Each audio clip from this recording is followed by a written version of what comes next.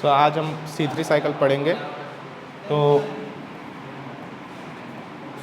C3 cycle या इसको हम लोग केल्विन साइकिल भी कहते हैं।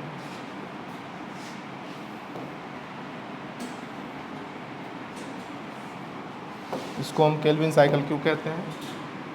क्योंकि proposed by scientist Melvin kelvin. Melvin ने अपने एक्सपेरिमेंट में यूज क्या किया था? तो यूज C14 आइसोटॉप्स यूज किया था।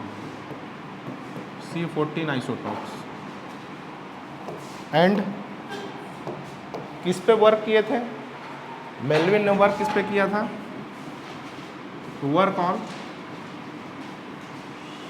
वर्क ऑन ग्रीन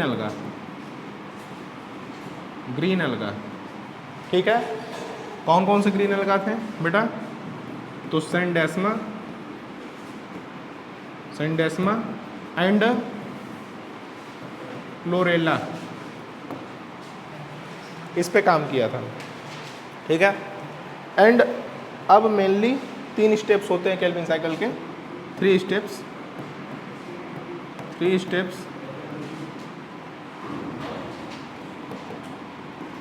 कौन कौन से बेटा? तो पहला स्टेप कार्बोक्सिलेशन का होता है। Second step reduction. Third step regeneration.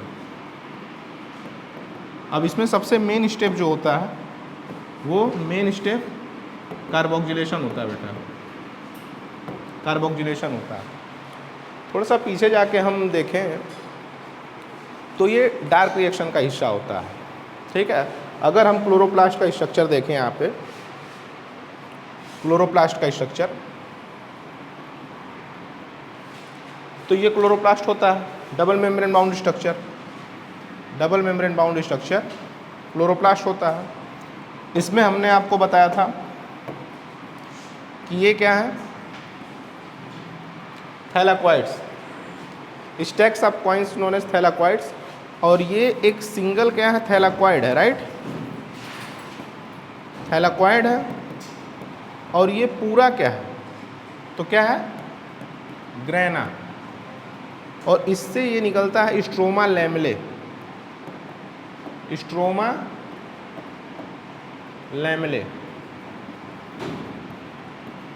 और ये पूरा पार्ट जो है ये क्या होता है? तो ये है स्ट्रोमा। अब आपकी लाइट रिएक्शन मेम्ब्रेनस पार्ट में चलती है, यानी कि इस मेम्ब्रेनस पार्ट में चलेगी, थैलाक्वाइड में। और आपकी डार्क रिएक्शन कहाँ चलेगी? स्ट्रोमा में चलेगी। ठीक है, लाइट रिएक्शन में क्या है कि जो फोटोफॉस्फोराइलेशन होता है, ATS, non cyclic, cyclic and chemiosmosis, उसमें ATP और NADPH बनते हैं। और ये बनने के बाद इसी प्रोडक्ट पे डार्क रिएक्शन जो है वो वर्क करता है, यानी कि C3, C4 and cam plant. ठीक है, तो आइए समझते हैं बारी बारी से। तो यहाँ पे RUBP जो कि 5 कार्बन कंपाउंड प्रोडक्ट है, इसका मतलब रिब्यूलोज 1,5 बाइफॉस्फेट। ठीक है,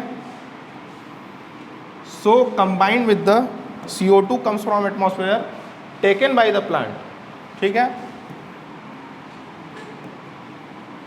CO2 कितने कार्बन कंपाउंड?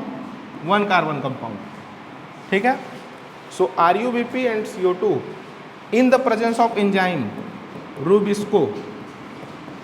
अब यहाँ पे एटमॉस्फेयर से CO2 एब्जॉर्ब किया गया, कंज्यूम किया गया है प्लांट के द्वारा, तो यहाँ पे रूबिस्को जो है रिबुलोज बाइफॉस्फेट कार्बोक्सिलेज ऑक्सीजनेज, तो कार्बन डाइऑक्साइड के प्रेजेंस में rubisco as a carboxylase act करेगा।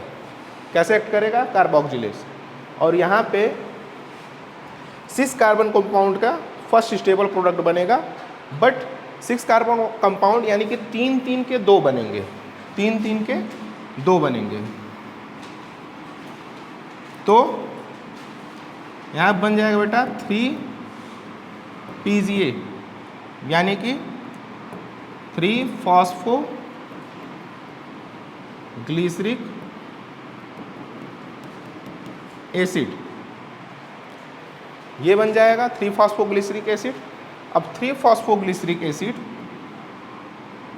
किसमें कन्वर्ट होगा बेटा, 1,3 बिस फॉस्फोग्लिसरिक एसिड। कैसे, तो यहाँ पे बाय द यूज ऑफ, अब इस 3 फॉस्फोग्लिसरिक एसिड के कितने, दो मॉलिक्यूल बने, तो यहाँ पे 2 × इसके भी 2। अब यहाँ पे कितने ATP खर्च हुए, तो याद रखें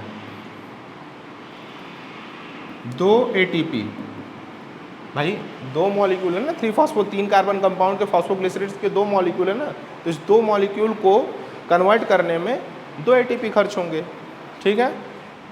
और ये ATP टूट जाएगा, ADP लैक कर रहा है, ADP plus inorganic phosphate, okay. अब ये 1,3,5 बाईफॉस्फोग्लिसरिक एसिड किसमें कन्वर्ट हो जाएगा बेटा, तो यहाँ पे ये PGL में 1,3 PGL phosphoglyceraldehyde, phosphoglyceraldehyde, phosphoglyceraldehyde, aldehyde, okay. So acid किस में रिड्यूस हो गया, एल्डिहाइड में। सो यहाँ पे दूसरा स्टेप क्या था, दूसरा स्टेप रिडक्शन, और यहाँ ये पहला स्टेप यहाँ पे जो कि काफ़ी क्रूशियल और मेन स्टेप है, जिसको हम लोग बोलते हैं कार्बोक्सिलेशन, कार्बोक्सिलेशन। अब ये 1,3 PGL यहाँ पे इसके 12 मोल बनेंगे, तो 2 मोल यहाँ पे क्या कर लेंगे, ग्लूकोज फॉर्म कर लेंगे। यहाँ पे 2 मोल जो है, 2 मोल ग्लूकोज बना लेंगे, 2 मोल ग्लूकोज बना लेंगे। Glucose transport as a sucrose and stored as a starch, ठीक है। ये यहाँ हो जाएगा, बचे जो 10 मोल हैं वो क्या करेंगे बेटा, वो रीजनरेशन का काम करेंगे। किसका काम करेंगे, रीजनरेशन। तो तीसरा स्टेप जो है वो क्या हो जाएगा, रीजनरेशन। और यहाँ पे बाय द, अब यहाँ पे रिडक्शन में भी देखो, याद रखो, रिडक्शन में भी 2 NaDH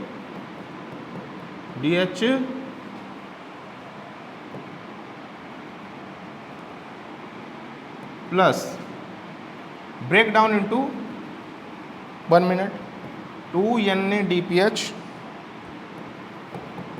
break down into 2 NaDP plus, ठीक है।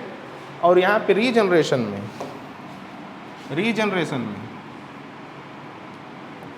एक ATP टूटेगी ADP प्लस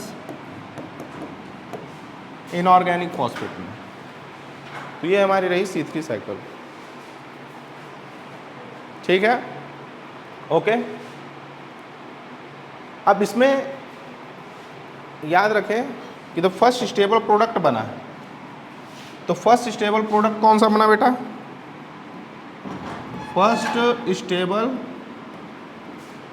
प्रोडक्ट जो बना वो फर्स्ट स्टेबल प्रोडक्ट बना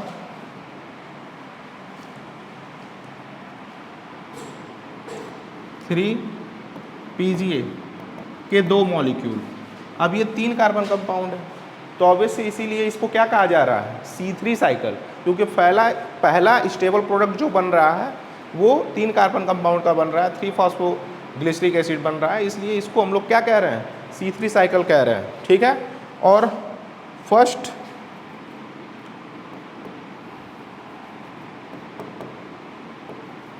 CO2 एक्सेप्टर, तो यहाँ पे CO2 एक्सेप्टर कौन है बेटा, तो RUBP CO2 एक्सेप्टर, ठीक है। अब देखो यहाँ पे 1 ग्लूकोज मॉलिक्यूल के लिए, 1 ग्लूकोज मॉलिक्यूल के लिए रिक्वायर्ड कितने CO2 चाहिए, 1 glucose, for 1 glucose molecule required 6 CO2, 6 CO2 चाहिए, ठीक है। और यहाँ पे हमने जो काम किया अभी वो सिर्फ 1 CO2 पे काम किया है, तो ये केल्विन साइकिल 6 बार चलेगी। कितनी बार चलेगी, 6 बार, ठीक है। तो यहाँ पे याद रखें कि एक बार में 2 ATP लग रहा है और उसका ब्रेकडाउन हो रहा है ADP प्लस इनऑर्गेनिक फॉस्फेट में, तो 6 बार में कितनी ATP बताइए। तो 6 केल्विन साइकिल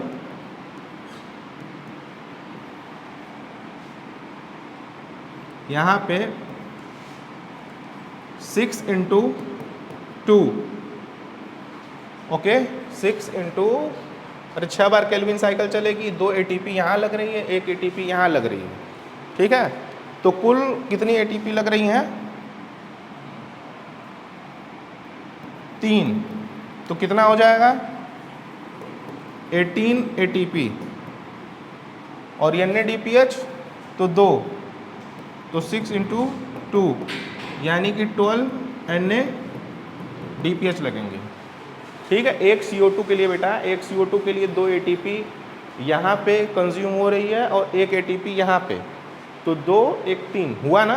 तो ये एक ग्लूकोज मॉलिक्यूल बनाने के लिए इस केल्विन साइकिल को 6 बार चलना है, तो 6 बार में क्या करेंगे, 6 मल्टीप्लाई इंटू 2 यहाँ पे इस स्टेप में और 1, तो अगर दोनों को जोड़ के मल्टीप्लाई करें 6 इंटू 3 करें तो कितनी ATP, 18 ATP, और यहाँ पे NADPH जो है वो 2 है, तो 12 NADPH हो गए, ठीक है। तो ये हमारा आज का रहा केल्विन साइकिल। मिलते हैं फिर नेक्स्ट लेक्चर में।